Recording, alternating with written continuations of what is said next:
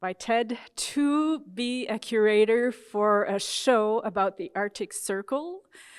All the artists that present in this show were on a residency, the Arctic Circle residency that happened in June in 2023.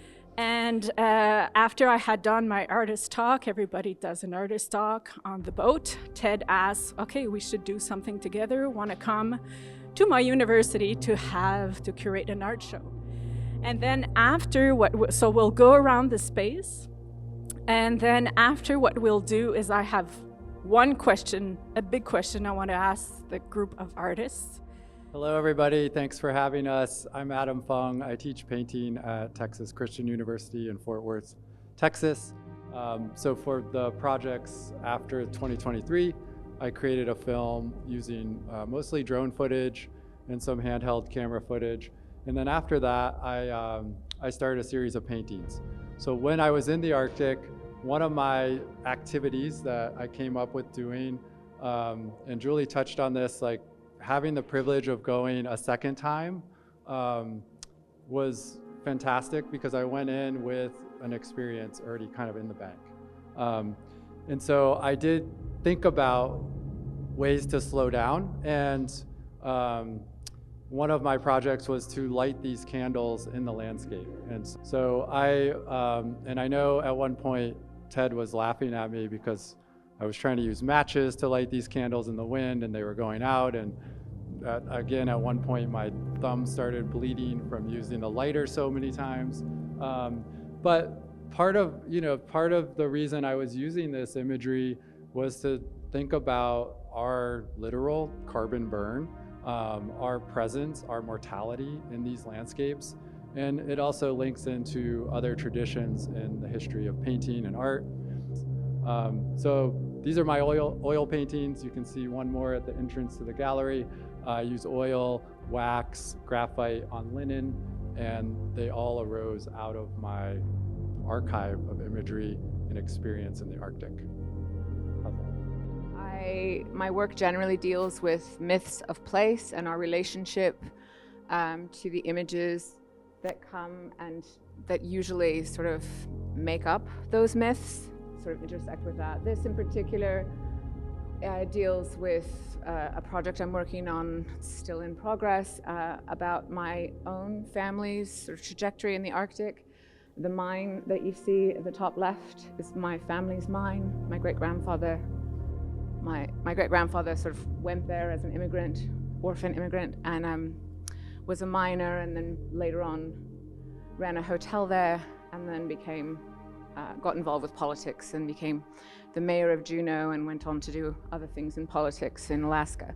So that's kind of where the work is coming from, and then sort of all the myths that have been passed down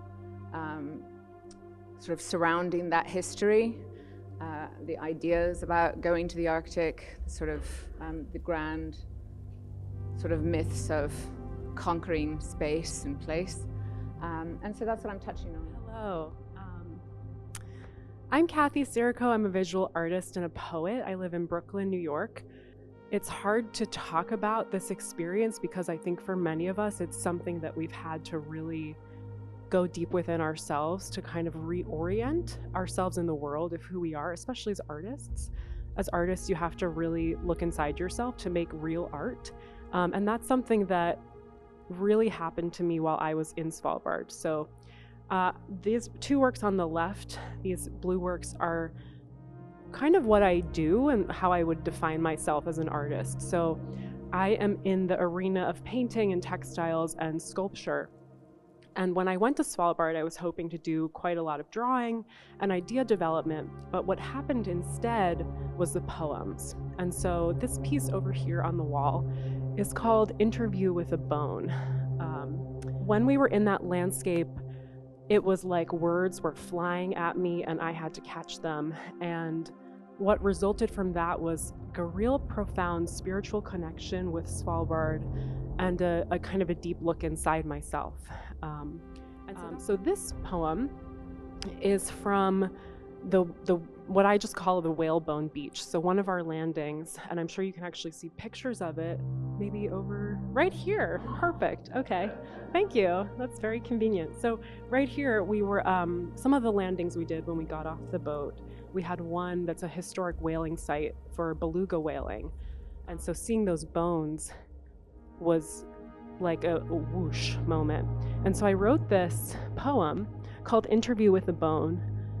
And I think it really, that really launched something in me that kind of made this whole poetry happen. And then on the painting side, I think those poems really started to inform the paintings I was making. They became a lot more mystical, a lot more abstract. Certainly there's like a spiritual geometry at work. Some of them, the textures are really related to specific things I saw, like the way ice, it has these bubbles of air that are very ancient air, and then when the ice melts, the air is let loose. And so that's something that I'm trying to achieve with paint. And so I think that in combination, these two art forms are really teaching me a lot and really evolving together. Thank you. Yes, my name is Phil Irish, and I am also from Canada. Woot woot. And it was an amazing experience to be there. We had, I mean, it's such a defined short period of time.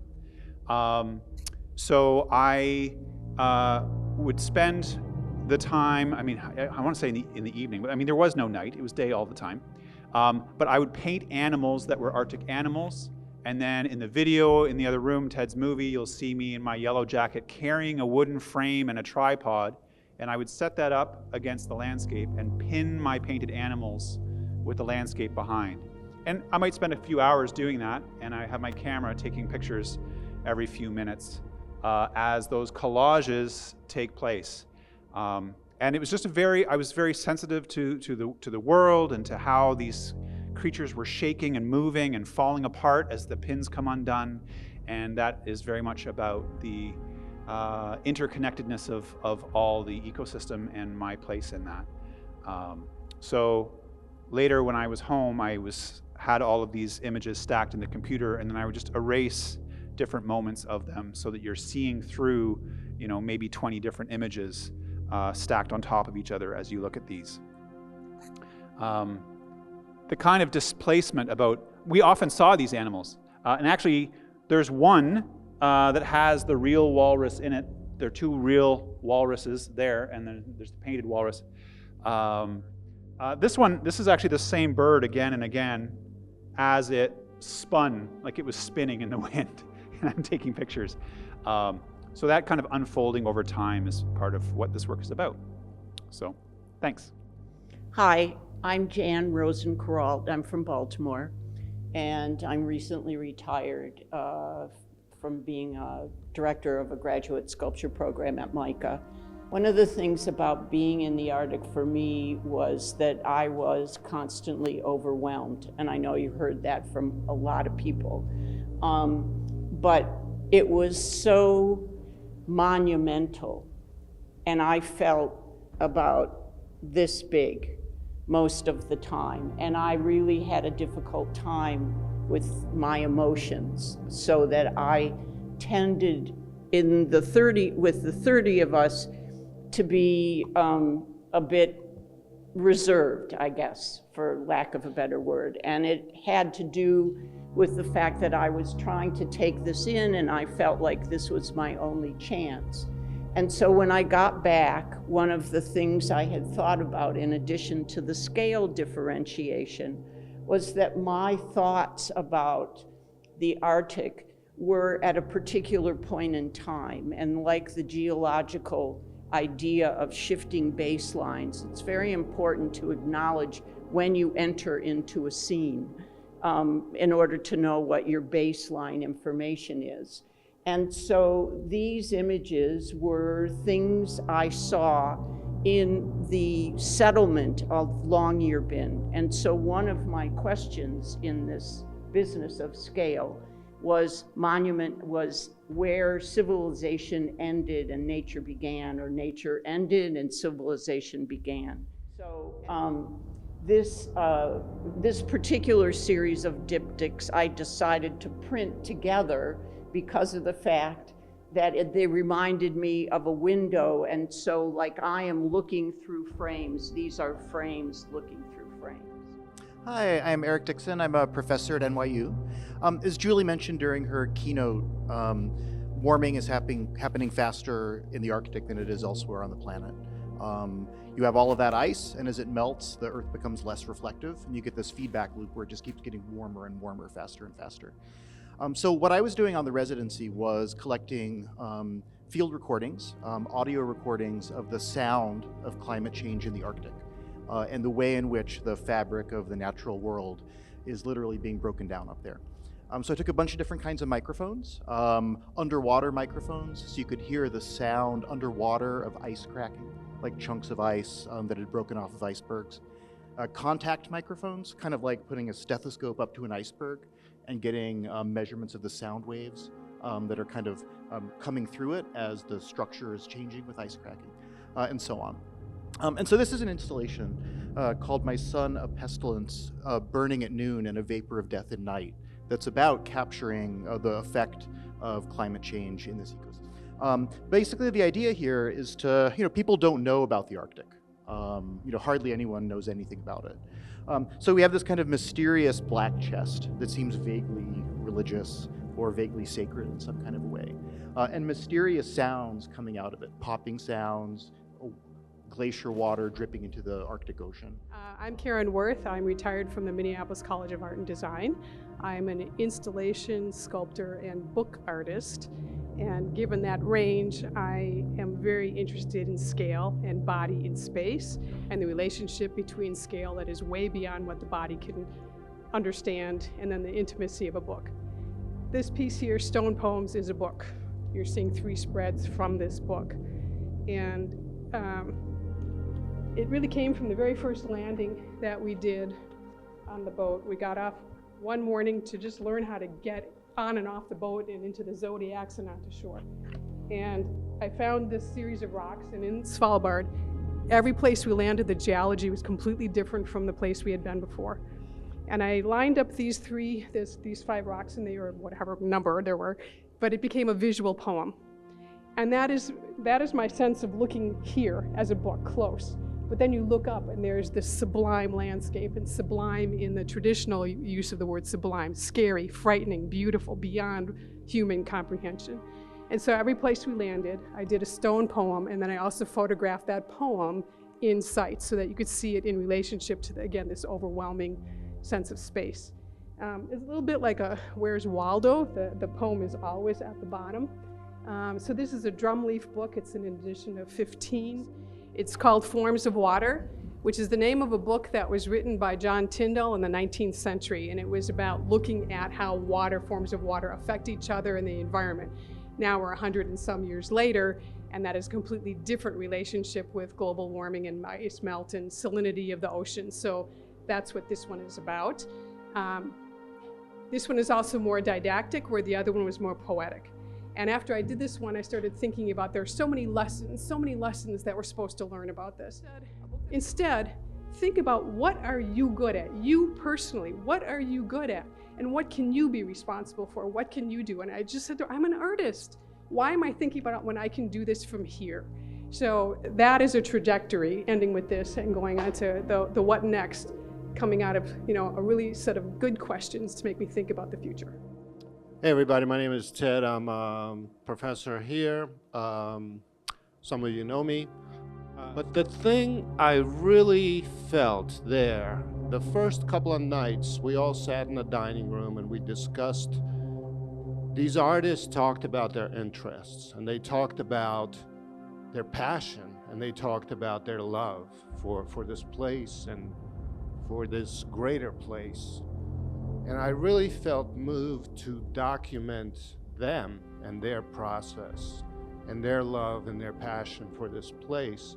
And I thought at times, artists do strange things. We're not understood by all, So we bring like cellos into landscapes, and we light candles, and I thought that was beautiful. You know, I think these ridiculous acts that we do for our love are beautiful, you know. So every artist here today is represented in this film, and it's a little bit of their process, you know. So I was really inspired by them and their love for this place where we live.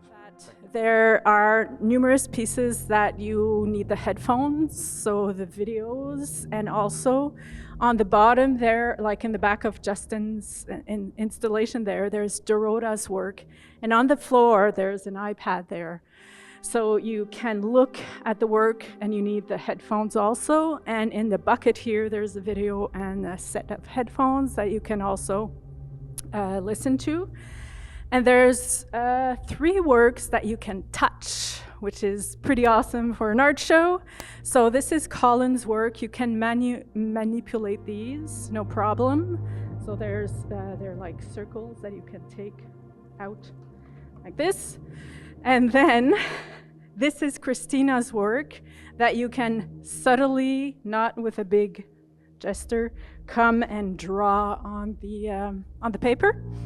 And also this is Maya's work, and this here is a book. So these 3 pieces are extremely heavy, so please be careful if you touch them. Please put the gloves. But this forms back into a rock, and it's a book. So there's things that are written on it and different images, so you can come up close.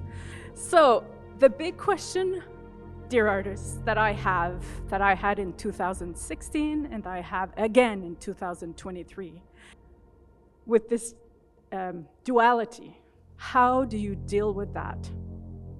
And what is the importance of going there? I understand exactly what you're asking, and it's a really important question. And it's basically a question of like, how do we exist every day? So I don't think that's just an Arctic question. I think it's a question that ends up happening to us if we pay attention. I'll say that I don't know to answer your question, but I struggle with the question.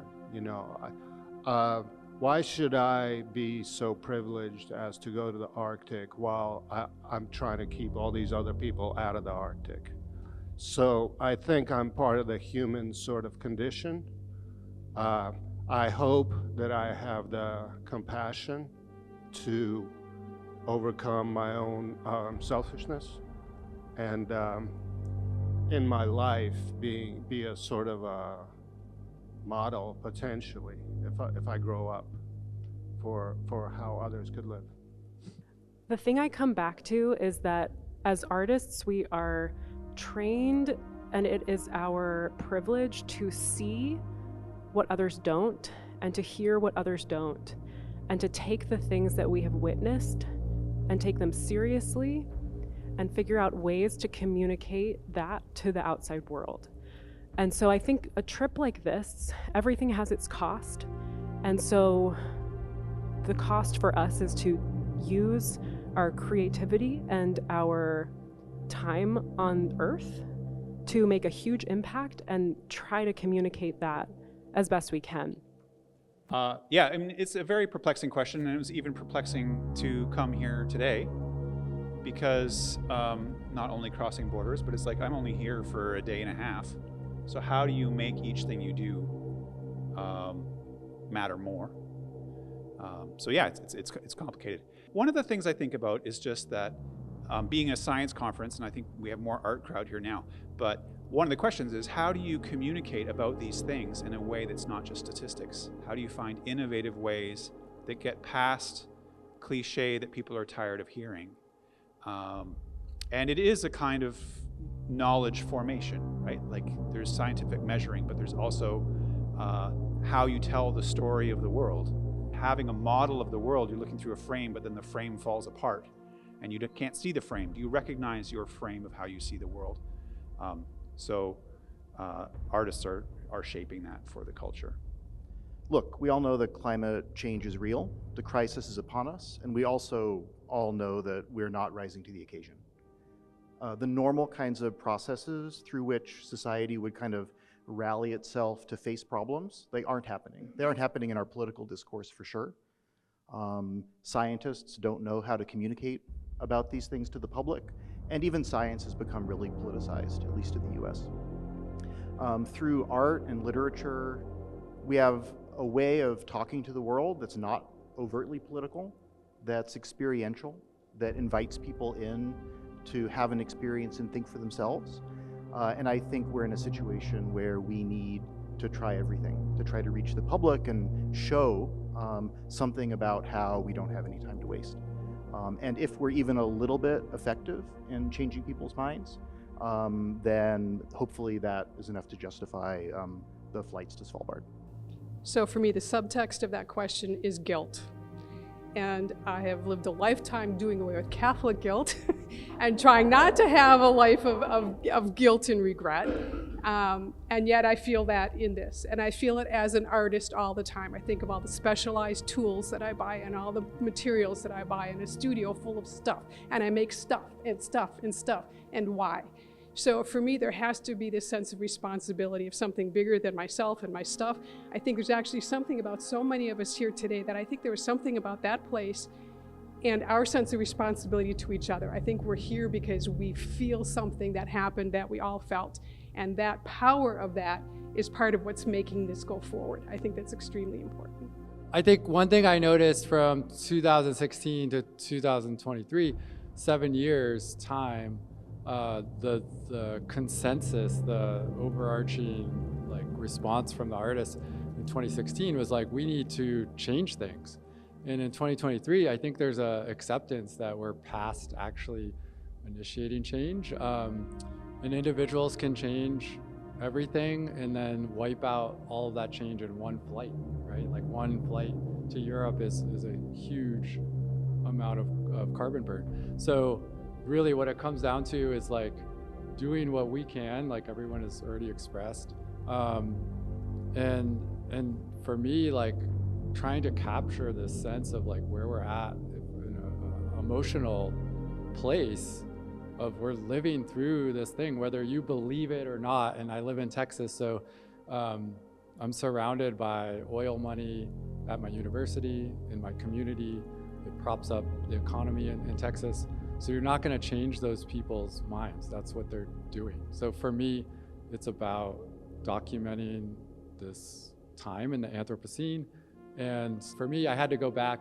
I had to go the first time to provide that authentic voice in my work. And I think I have seen that in response to my work. People trust it a little bit more. I don't have an answer. I think that I'm complicit in the problems inherent in traveling, but I also feel that my own practice has been focused on the quality of water, and I have done work in wastewater treatment plants for public understanding, and I've worked with a marine biologist as a volunteer citizen artist. And I, as Kathy said, have used my daily observations to share with people. And I think that my studio practice is focused in an awareness, as I shared with Julie on the way here, that her presentation was so beautiful and heartfelt. And I wish that I could find a place for her to deliver it publicly where she's not addressing people who are already converted. And so, you know, in that regard, I'm not making excuses for myself. And I accept the guilt that Karen talks about, but I also know that I can't stop doing what I'm doing, that I need to share it with other people. I would add that, I mean, I think, well, in anything we do, and including any kind of advocacy or anything, there is kind of an inherent degree of hypocrisy in no matter what you do. I mean, if you went to a protest, held up a sign, your sign's probably made of paper, and you know, that came from a tree. And I think this is something, you know, I have, before going into music, I had like a science lab background, and like pipetting, all of these, like, we just use so much disposable plastic stuff. And, you know, our work was like, you know, kind of helping with the climate change issue a little bit, but it's also like, oh, you're throwing away a lot of stuff. And it's unfortunately part of that process. Sometimes doesn't always have to be. You can take efforts to minimize that, but it often is. And I think just also like calculating your kind of net carbon footprint in like real numbers is not always the best approach to doing that. And I mean, you never know when you're also like kind of contributing to a change in perception or a change in values in the public. And it's hard to kind of quantify what that would be. And yeah, so it's you know, I think it's easy to look at kind of numbers, calculate how much, you know, carbon is released by taking a single flight or something, but what you're comparing that against is not always that quantifiable. So for me to try to answer that question, it's been a question that I've been asked, and the first presentation I did about the Arctic was a bit like I did this time, but less, it wasn't a letter, but it was very personal. And the first question I got was that. So I was like the guilt. And now, you know, you've been touched by what we felt. And if we hadn't got there or been there, you wouldn't have that right now, this place, this present time. So for me, that's the importance to have gone. So I think that for me, and then like in my talk, I talked about how the arts is the way to communicate those very scientific findings, get the artists involved. And so I think artists need to be also on these scientific boats and like in every scientific findings. So, and then that you understand better all these different scientific findings that sometimes are very complicated to understand. So I think that's how I would respond to that question. I think it's important for us to have been there. I want to give each of you a thank you from all of us in the exhibition. We got together, and this is a token of our appreciation for the conception, the invitation, the implementation, and just your general kindness and tremendous character. It's just such a pleasure getting to know both of you and all of them.